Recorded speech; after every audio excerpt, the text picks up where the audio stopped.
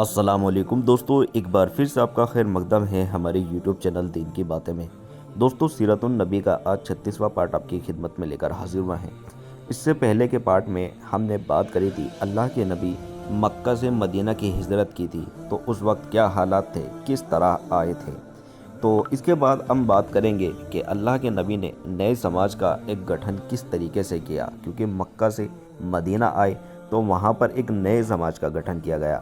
ہم بتا چکے ہیں کہ اللہ کے رسول صلی اللہ علیہ وسلم مدینہ میں بنو النضار کے ہاں جمعہ 12 ربیع الاول سن 1 ہجری مطابق 27 ستمبر 622 عیسوی کو حضرت ابو ایوب انصاری رضی اللہ تعالیٰ عنہ کے مکان کے سامنے سواری سے اترے اور اسی وقت فرمایا تھا کہ اگر اللہ نے چاہا تو منزل یہیں ہوگی۔ پھر آپ حضرت ابو ایوب انصاری کے گھر چلے گئے تھے۔ مسجد نبوی کا نرمان۔ اس کے بعد اللہ کے نبی صلی اللہ علیہ وسلم کا پہلا قدم یہ تھا کہ آپ صلی اللہ علیہ وسلم نے مسجد نبوی کو بنوانا شروع کیا اور اس لیے وہی جگہ چنی جہاں آپ صلی اللہ علیہ وسلم کی اونٹنی بیٹھی تھی۔ اس زمین کے مالک 2 یتیم بچے تھے۔ آپ صلی اللہ علیہ وسلم نے ان سے یہ زمین قیمت دے کر خریدی اور خود بھی مسجد بنانے میں شریک ہو گئے۔ آپ اینٹ اور پتھر ڈھوتے تھے اور ساتھ ہی یہ ارشاد فرماتے تھے کہ اے اللہ، زندگی تو بس آخرت کی زندگی ہے، بس انصار اور مہاجروں کو بخش دے۔ اور یہ بھی فرماتے تھے کہ یہ بوجھ خیبر کا بوجھ نہیں ہے، یہ ہمارے پالنہار کی قسم زیادہ نیک اور پاک ہے۔ آپ کے اس طریقے سے صحابہ اکرام کے جوش، اتساہ اور گتیویدیوں میں بڑی بڑھوتری ہو جاتی تھی۔ چنانچہ صحابہ اکرام رضی اللہ تعالیٰ عنہ ارشاد فرماتے تھے، اگر ہم بیٹھے رہیں اور نبی صلی اللہ علیہ وسلم کام کرے تو ہمارا یہ کام گمراہی کا کام ہوگا۔ اس زمین میں مشرکوں کی کچھ قبریں تھیں، کچھ ویران بھی تھی، کھجور اور گرکد کے کچھ پیڑ بھی تھے۔ اللہ کے رسول صلی اللہ علیہ وسلم نے مشرکوں کی قبریں اکھڑوا دی اور ویران برابر کرا دیے اور کھجوروں اور پیڑوں کو کاٹ کر قبلے کی اور لگا دیے۔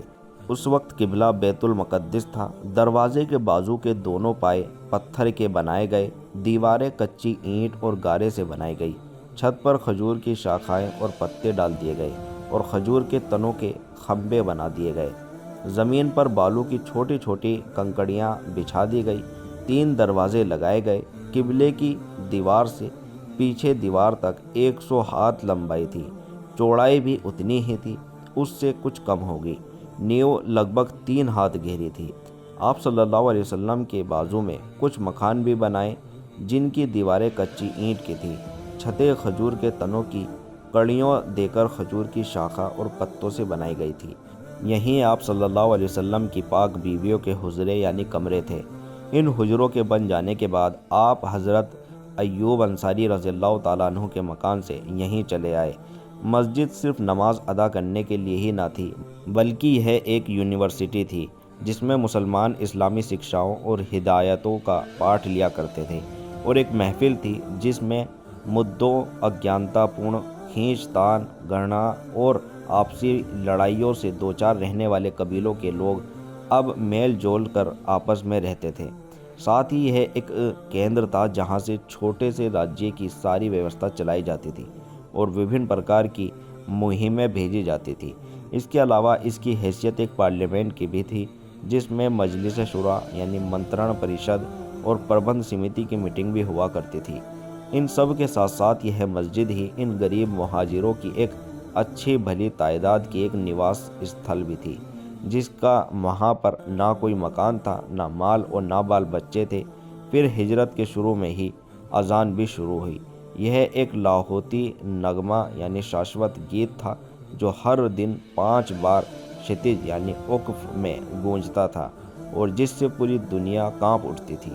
اس سلسلے میں حضرت عبداللہ بن زید بن ابو ربیہ رضی اللہ تعالیٰ عنہ کے سپنے کی گھٹنا مشہور ہے۔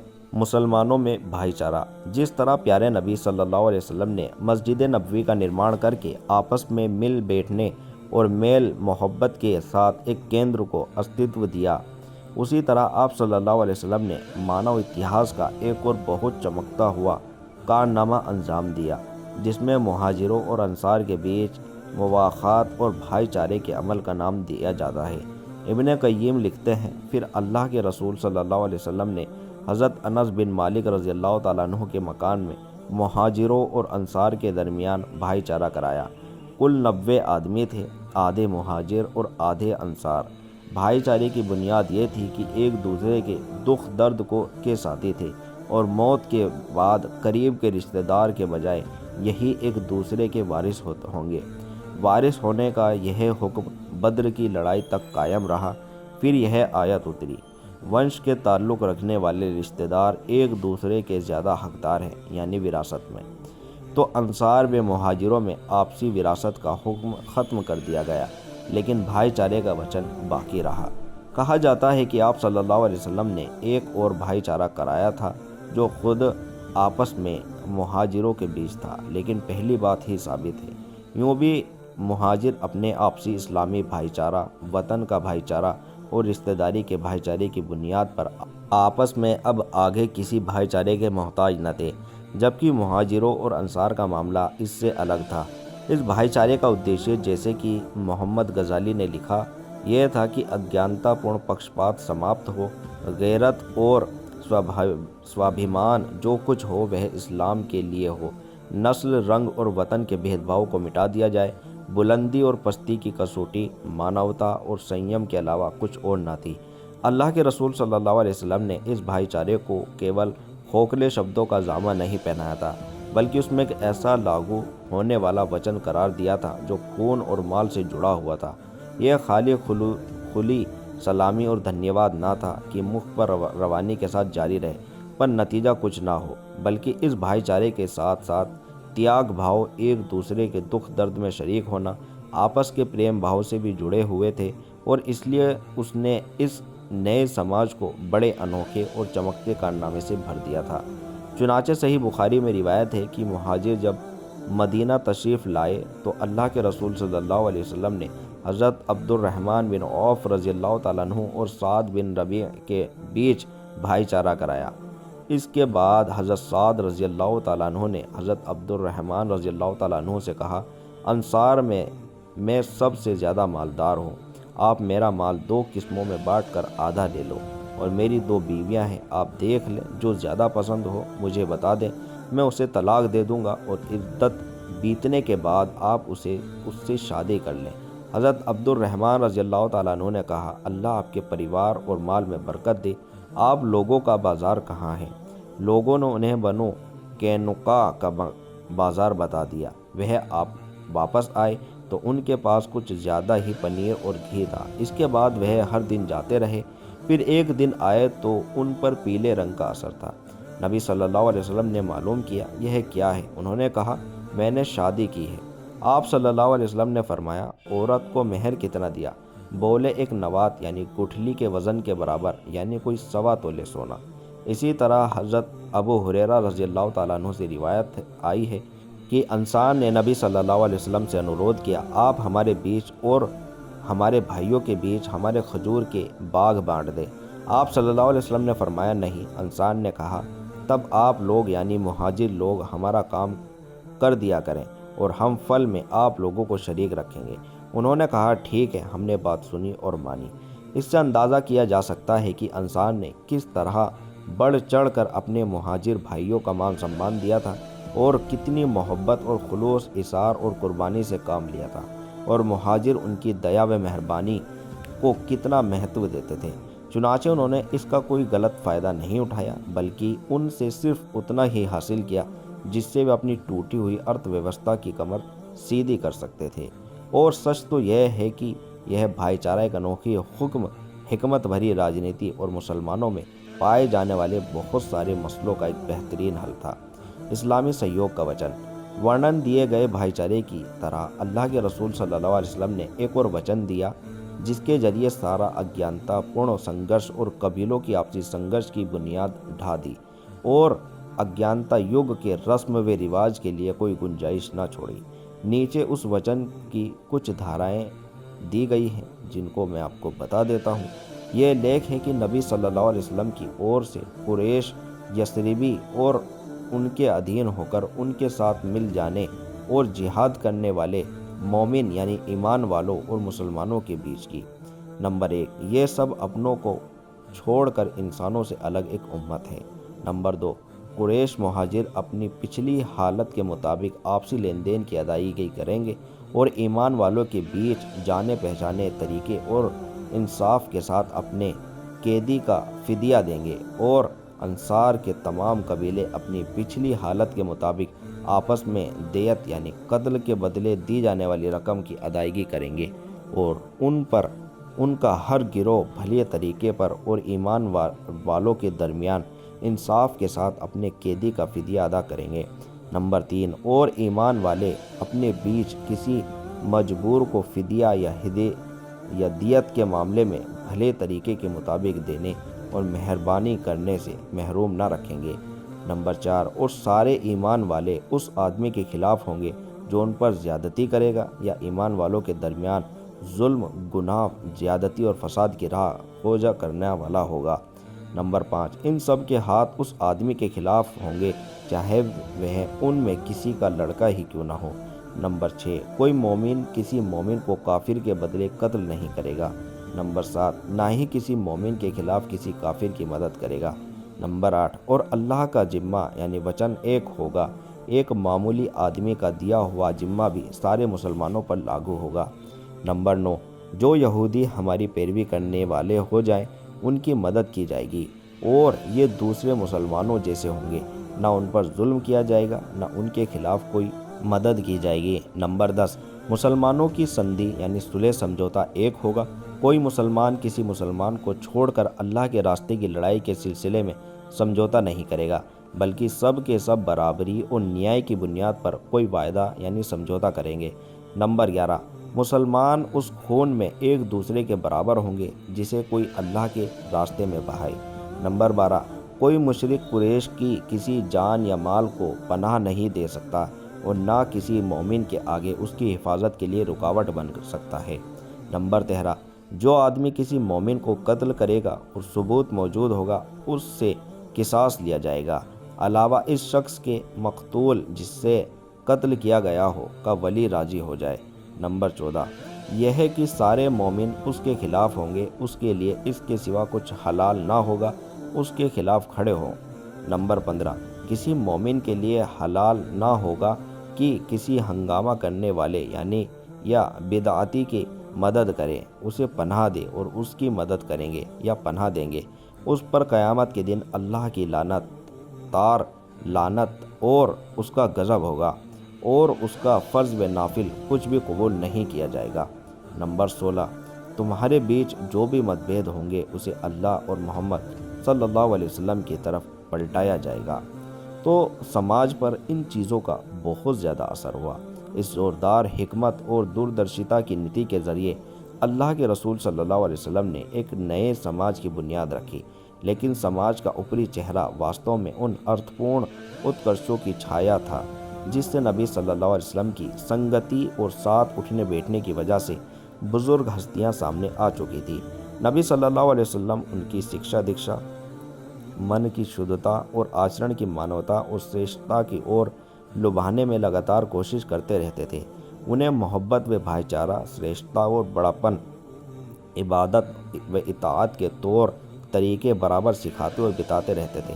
ایک صحابی رضی اللہ تعالیٰ عنہ نے آپ صلی اللہ علیہ وسلم سے معلوم کیا کہ کون سا اسلام بہتر ہے، یعنی اسلام میں کون سا عمل بہتر ہے۔ آپ صلی اللہ علیہ وسلم نے فرمایا، تم کھانا کھلاؤ اور پہچان والوں اور بنا پہچان والوں سبھی کو سلام کیا کرو۔ حضرت عبداللہ بن سلام رضی اللہ تعالیٰ عنہ کا بیان ہے کہ جب نبی صلی اللہ علیہ وسلم مدینہ تشریف لائے تو میں آپ کی سیوا میں آیا۔ جب میں نے آپ صلی اللہ علیہ وسلم کا مبارک چہرہ دیکھا تو اچھی طرح سمجھ گیا کہ یہ کسی جھوٹے آدمی کا چہرہ نہیں ہو سکتا۔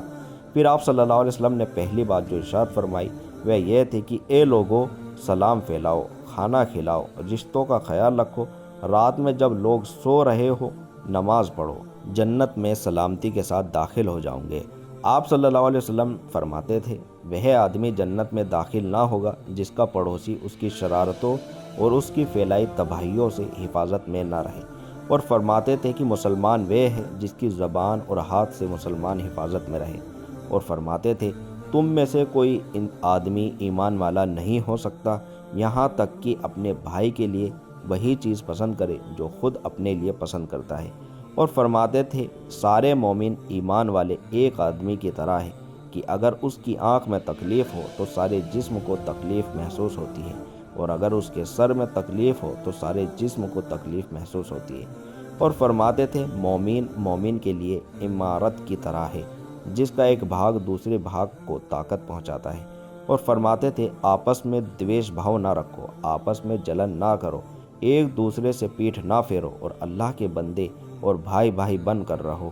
کسی مسلمان کے لیے حلال نہیں کہ اپنے بھائی کو 3 دن سے اوپر چھوڑے رہے، اور فرماتے مسلمان کا بھائی ہے، نہ اس پر ظلم کرو اور نہ اسے دشمن کو سپرد کرو۔ جو آدمی اپنے بھائی کی ضرورت پوری کرنے میں کوشش کرے گا اللہ اس کی ضرورت پوری کریں گے، اور جو آدمی کسی مسلمان سے کوئی غم اور دکھ دور کرے گا اللہ اس آدمی سے قیامت کے دن کے دکھوں میں سے کوئی دکھ دور کر دیں گے، اور جو آدمی کسی مسلمان کے عیبوں کو ڈھکے گا اللہ تعالیٰ قیامت کے دن اس کے عیبوں پر پردہ ڈالیں گے۔ اور فرماتے تم لوگ زمین والوں پر مہربانی کرو، تم پر آسمان والا مہربانی کرے گا۔ اور فرماتے وہ آدمی مومن یعنی ایمان والا نہیں ہو سکتا جو خود پیٹ بھر کر کھا لے اور اس کے بغل میں رہنے والا پڑوسی بھوکا رہے۔ اور فرماتے مسلمان میں گالی گلوچ کرنا فسق یعنی اللہ کی نافرمانی اور اس سے مار کاٹ کرنا کفر ہے۔ اسی طرح آپ صلی اللہ علیہ وسلم راستے میں کشٹ دینے والی چیز ہٹانے کو صدقہ قرار دیتے تھے اور اسے ایمان کی شاخاؤں میں سے ایک شاخہ گنا کرتے تھے۔ ساتھ ہی آپ صلی اللہ علیہ وسلم صدقے اور خیرات پر ابھارا کرتے تھے اور اس کی ایسی بڑائیاں بیان کرتے تھے کہ اس کی اور دل اپنے آپ کھنچتا چلا جائے۔ چنانچہ آپ فرماتے تھے کہ صدقہ گناہوں کو ایسے ہی بجھا دیتا ہے جیسے پانی آگ کو بجھا دیتی ہے۔ اور آپ صلی اللہ علیہ وسلم فرماتے تھے جو مسلمان کسی ننگے مسلمان کو کپڑا پہنا دے اللہ اسے جنت کا ہرا کپڑا پہنائیں گے، اور جو مسلمان کسی بھوکے مسلمان کو کھانا کھلا دے اللہ اسے جنت کے پھل کھلائیں گے، اور جو مسلمان کسی پیاسے مسلمان کو پانی پلا دے اللہ اسے جنت کی مہر لگی ہوئی پاک شراب پلائیں گے۔ آپ صلی اللہ علیہ وسلم فرماتے آگ سے بچو اگرچہ کھجور کا ایک ٹکڑا ہی صدقہ کر کے، اور اگر وہ بھی نہ پاؤ تو پاک بول کے ہی ذریعے، اور اسی کے ساتھ ساتھ دوسری اور آپ مانگنے سے پرہیز کی بھی بہت زیادہ تاکید فرماتے، صبر اور اللہ پر بھروسہ رکھنے کی فضیلت سناتے، اور سوال کرنے کی مانگنے والے کے چہرے کے لیے نوچ کھروچ اور گھاؤ قرار دیتے، البتہ اس سے اس آدمی کو الگ کر دیا جو بہت زیادہ مجبور ہو اور سوال کرے۔ اسی طرح آپ صلی اللہ علیہ وسلم کا یہ بھی بیان فرماتے ہیں کہ عبادتوں کی کیا فضیلتیں ہیں اور اللہ کے نزدیک ان کا کیا بدلہ اور ثواب ہے۔ پھر آپ صلی اللہ علیہ وسلم پر آسمان سے جو وحی آتی آپ صلی اللہ علیہ وسلم اس سے مسلمانوں کو بڑے مضبوطی کے ساتھ جوڑے رکھتے، آپ صلی اللہ علیہ وسلم وہی مسلمانوں کو پڑھ کر سناتے اور مسلمان آپ کو پڑھ کر سناتے تاکہ اس عمل سے ان کے بھیتر سوجھ بوجھ کے علاوہ دعوت کے حق اور پیغمبری کی ذمہ داریوں کی چیتنا بھی جاگے۔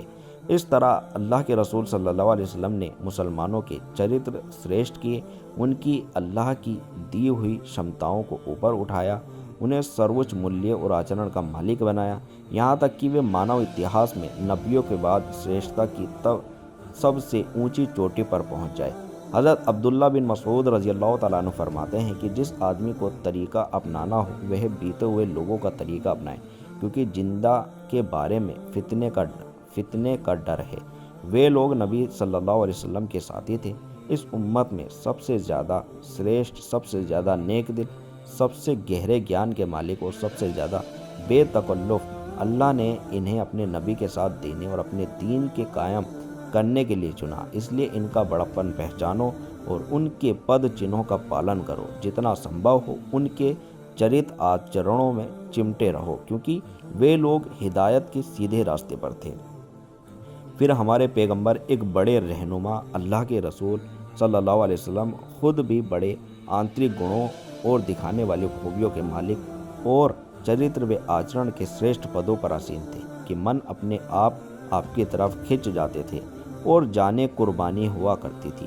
چنانچہ آپ صلی اللہ علیہ وسلم کے مکھ سے جیوں ہی کوئی بات نکلتی صحابہ کرام اسے پورا کرنے کے لیے دوڑ پڑتے اور ہدایت و رہنمائی کی بات آپ ارشاد فرما دیتے، اسے من میں بٹھا لینے کے لیے مانو ایک دوسرے سے آگے نکلنے کی بازی لگ جاتی۔ اس طرح کی کوششوں کے کارن نبی صلی اللہ علیہ وسلم مدینہ کے اندر ایک ایسا سماج گٹھت کرنے میں سفل ہو گئے جو اتہاس کا سب سے بڑا کمال والا اور بڑاپن سے بھرپور سماج تھا، اور اس سماج کی سمسیاؤں کا ایک ایسا پسندیدہ حل نکلا کہ مانوتا نے ایک لمبے سمے تک زمانے کی چکی میں پس کر اور اتھاہ اندھیروں میں ہاتھ پاؤں مار کر تھک جانے کے بعد پہلی بار چین کی سانس لی۔ اس نئے سماج کے تتو ایسی اچ اور شریشٹھ شکشاؤں کے ذریعے پورے ہوئے جس نے پوری ویرتا کے ساتھ زمانے کے ہر جھٹکے کا مقابلہ کر کے اس کا رخ پھیر دیا اور اتہاس کی دھارا بدل دی۔ یہودیوں کے ساتھ سمجھوتا۔ نبی صلی اللہ علیہ وسلم کے بعد جب مسلمانوں کے بیچ عقیدے، راجنیتی اور ویوستھا کے گٹھ جوڑ دوارا ایک نئے اسلامی سماج کی بنیادیں مضبوط کر لی تو غیر مسلمانوں کے ساتھ اپنے سمبندوں کو مضبوط بنانے کی اور توجہ فرمائی۔ آپ صلی اللہ علیہ وسلم چاہتے تھے کہ پوری مانوتا سکھ شانتی کی سعادتوں اور برکتوں کا فائدہ اٹھائے اور اس کے ساتھ ہی مدینہ اور اس کے آس پاس کا علاقہ ایک سندھی اکائی میں ویوستھت ہو جائے۔ چنانچہ آپ نے ادارتا اور وشال ہردیتا کے ایسے قانون بنائے جن کا اس تعصب اور اتی تیبرتا سے بھری ہوئی دنیا میں کوئی وچار ہی نہ تھا۔ جیسے کہ ہم بتا چکے ہیں، مدینے کی سب سے قریبی پڑوسی یہودی لوگ تھے۔ یہ لوگ اگرچہ پردے کے پیچھے سے مسلمانوں سے دشمنی رکھتے تھے، لیکن انہوں نے اب تک کسی مورچہ بندی جھگڑے کے ظاہر نہیں کیا تھا۔ اس لیے اللہ کے رسول صلی اللہ علیہ وسلم ان کے ساتھ ایک سمجھوتا کیا جس میں انہیں دین، دھرم اور جان مال کی پوری آزادی دی گئی تھی، اور دیش نکالا، جائیداد کی ضبطی یا جھگڑے کی راجنیتی کا کوئی رخ نہیں اپنایا تھا۔ یہ سمجھوتا اسی سمجھوتے کے تحت ہوا جو مسلمانوں کے بیچ آپس میں طے کیا گیا تھا، جس کا ذکر قریب ہی گزر چکا ہے۔ آگے اس سمجھوتے کی مہتوپورن دھارائیں پرستوت کی جا رہی ہیں۔ سمجھوتے کی دھارائیں: نمبر 1، بنو اوف کے یہودی مسلمانوں کے ساتھ مل کر ایک ہی امت ہوگی۔ یہودی اپنے دین پر عمل کریں گے اور مسلمان اپنے دین پر۔ خود ان کا بھی یہی حق ہوگا اور ان کے غلاموں یعنی داسوں اور متعلق لوگوں کا بھی، اور بنو اوف کے علاوہ دوسرے یہودیوں کے بھی یہی حق ہوں گے۔ نمبر 2، یہودی اپنے خرچوں کے ذمہ دار ہوں گے اور مسلمان اپنے خرچوں کے۔ نمبر 3، جو طاقت اس سمجھوتے کے کسی فریق میں لڑے گی، سب اس کے خلاف آپس میں مدد کریں گے۔ نمبر 4، اور اس سمجھوتے میں شریک لوگوں کے آپسی تعلق ایک دوسرے کی بھلائی، ہت اور فائدہ پہنچانے کو بنیاد پر ہوں گے، گناہ پر نہیں۔ نمبر 5، کوئی آدمی اپنے حلیف کی وجہ سے اپرادھی نہ ٹھہرے گا۔ نمبر 6، مظلوم کی مدد کی جائے گی۔ نمبر 7، جب تک لڑائی جاری رہے گی یہودی بھی مسلمانوں کے ساتھ خرچ سہن کریں گے۔ نمبر 8، اس سمجھوتے میں شریک سارے لوگوں پر مدینہ میں ہنگامہ برپا کرنا اور خون خرابہ کرنا حرام ہوگا۔ نمبر 9، اس سمجھوتے کی فریقوں میں کوئی نئی بات یا کوئی جھگڑا پیدا ہو جائے، کسی میں بگاڑ کا ڈر ہو، تو اس کا فیصلہ اللہ اور اللہ کے رسول صلی اللہ علیہ وسلم فرمائیں گے۔ نمبر 10، قریش اور اس کے مددگاروں کو پناہ نہیں دی جائے گی۔ نمبر 11، جو کوئی یثرب یعنی مدینے پر دھاوا بول دے، اس سے لڑنے کے لیے سب آپس میں ایک دوسرے کی مدد کریں گے اور ہر فریق اپنے اپنے پاس پڑوس کی رکشا کرے گا۔ نمبر 12، یہ سمجھوتا کسی ظالم یا اپرادھی کے لیے آڑ نہیں بنے گا۔